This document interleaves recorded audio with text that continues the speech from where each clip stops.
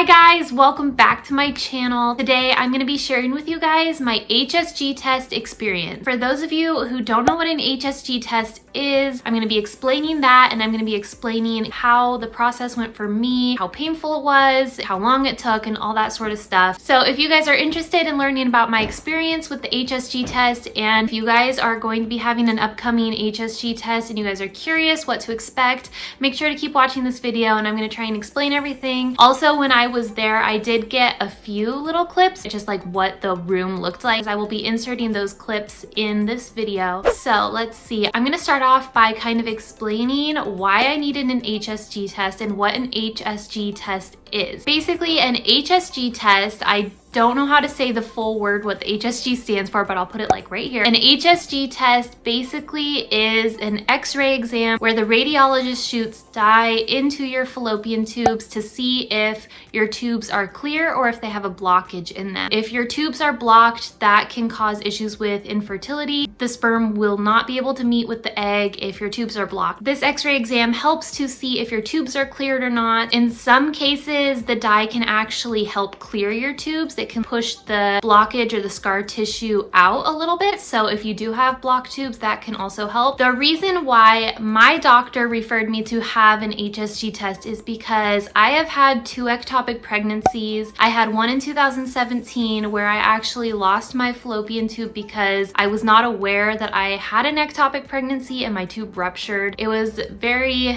traumatic and I went to the emergency room and I had to have emergency surgery and I lost my right fallopian tube. I've also had a second ectopic pregnancy that was this year in January or February, I can't remember which month it was, but I had one early this year and that was in my left tube, and that ectopic was treated with methotrexate. After I was treated for that second ectopic pregnancy, I have one remaining tube, but we were not sure the condition. So the doctor referred me to an HSG test, and that is why I personally needed an HSG test, because we don't know the condition of my remaining tube. There could be lots of reasons why you might be getting an HSG test. I don't know all of them, I just know my specific case, I needed one because of my ectopic pregnancies. Now I'm going to kind of explain my experience. Basically, my doctor referred me to the radiologist and I called them up and I told them that I needed to get an HSG test done, and they told me to give them a call back. They told me to call them back as soon as I start my next period. So on the first day of my period, I called them up and I said, hey, I just got my period, so I wanted to schedule an HSG test. And they said, okay, great. So we'll schedule it for like a week from now when your period ends. They want to make sure you're just like right at the beginning of your cycle, and I'm not exactly sure why. I think they don't want you to have any chance of like a pregnancy. That might be why, I'm not 100% sure. So they scheduled my HSG test for a week after my period started. So I had just finished my period like a day or two before the HSG test. They didn't tell me to take any medicine beforehand. I know some people recommend taking like Tylenol or an Advil or something before the test. I don't know if you're supposed to do that. I personally did not. Obviously, I'm not a doctor. I can't recommend you guys do that. Just listen to your doctor. The only thing they told me not to do beforehand was they did not want me to have intercourse. Don't have intercourse between making the appointment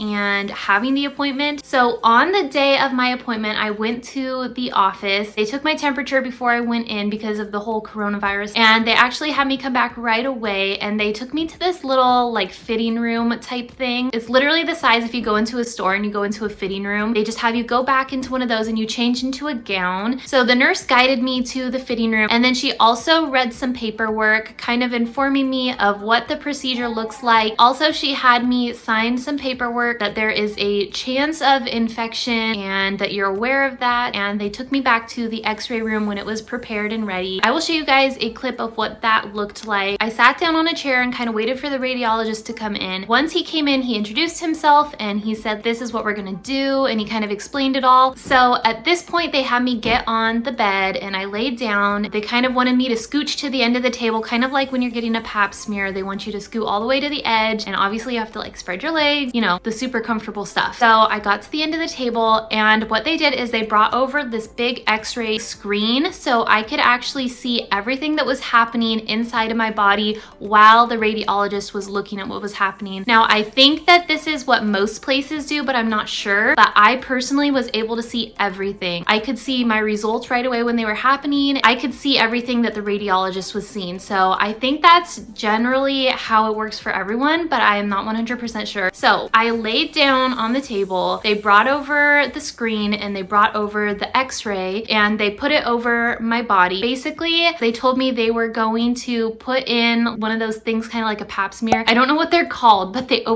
hold open your vaginal opening so that they can see into the cervix and where the cervix opening is. And they opened it up and I think it's about the same size as a regular pap smear thing. I wish I knew the name of those things instead of saying the pap smear thing. And then what they told me they were going to do is they were going to clean the cervix with iodine. I'm pretty sure that's what they were cleaning it with. They just wanted to reduce the risk of infection. So they cleaned the opening of the cervix and that felt really weird. It didn't hurt me at all. It just felt funny. I don't know how to describe it other than it just felt weird. Felt like somebody was touching your cervix. I guess the best word is like a little bit uncomfortable, but there was nothing painful about it. It was just kind of like, this feels weird. At that point, what he did was try to find the cervix opening with the catheter. And what they do, I think, is they blow up a balloon. I did not even feel it. I just didn't feel it. I don't know why, but some people say that that part is really uncomfortable or it hurts, but I didn't feel anything for that. So I really hope that it's the same experience for you guys, that you don't feel that either. I didn't even notice. Like, he's like, okay, we're gonna blow up the balloon, and it felt the same. They blow up the balloon, and my doctor actually had a little bit of a hard time finding my cervix opening. He kind of was in there for a while trying to find the opening, and that felt kind of weird. It felt like the catheter was kind of scraping the cervix opening, trying to get into the hole of the cervix. I don't know. That was kind of a weird feeling. And again, it didn't hurt. It just kind of felt like a little scrape. Like if you think about like your nail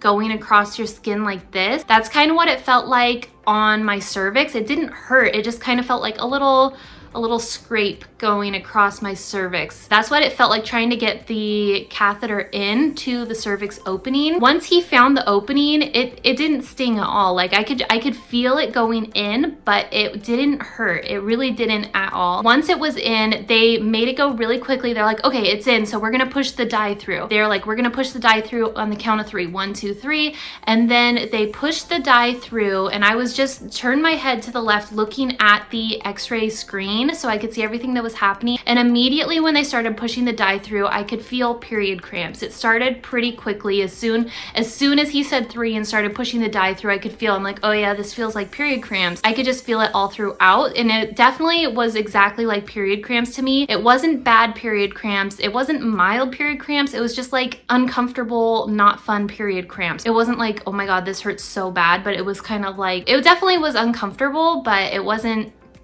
terrible, you guys. Like I personally did not have a bad experience with this whole thing at all. Honestly, like I don't know if I have a high pain tolerance or what. It just really didn't bother me. Anyway, I was looking at the screen and I could see the dye flowing through my uterus. It went up and I could see it go out perfectly out of my left tube. So luckily for me, my tube is not blocked. I am so relieved. I am so happy. The dye shot out perfectly out of the tube. So what you're supposed to see is the dye going up through the uterus and out through your tube and kind of spraying out into the abdominal cavity. And luckily for me, that's exactly what happened. It went straight out. There was no blockage for me, and I feel so happy, because that means that I have another chance at having a natural pregnancy instead of doing something like IVF or other alternatives to conceive. So the dye came out, and now you guys might be wondering what happened on the side that I don't have a tube. So on that side, nothing came out. I think what they did is they kind of capped off where the fallopian tube was. I don't know if they tied it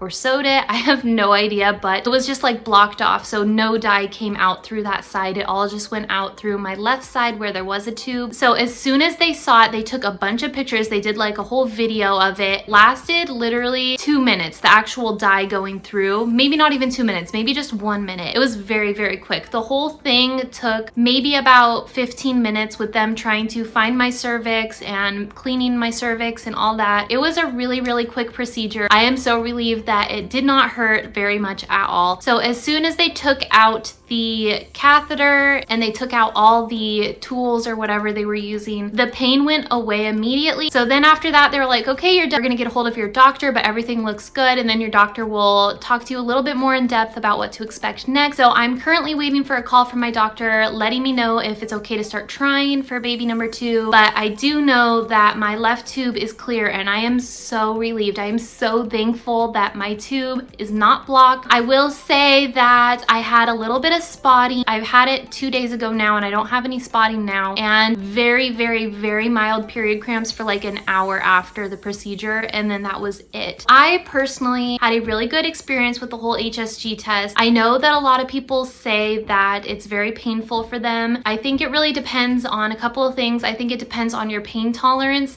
and I also think it depends on if your tube is blocked or not. I have heard that if your tube is blocked that it's more painful. I can't really speak to that. I don't know what it feels like if your tube is blocked, but for me personally, it didn't hurt. That was my experience, guys. I hope this video helped you guys out, and if you guys are having an upcoming HSG test, I wish you guys the best of luck. I know how stressful it can feel to be waiting for it, and also knowing the results is very stressful. You want to know what's happening inside your body, so I definitely wish you guys the best of luck. I hope this video helped you guys out. I will let you guys know what is happening when I know if I am allowed to start trying for baby number 2. If you guys have any questions at all that I didn't answer, make sure to let me know down below and I'll try and get back to your questions as soon as possible. That is it for today's video. Thank you guys so much for watching, and I will see you guys in my next video. Bye.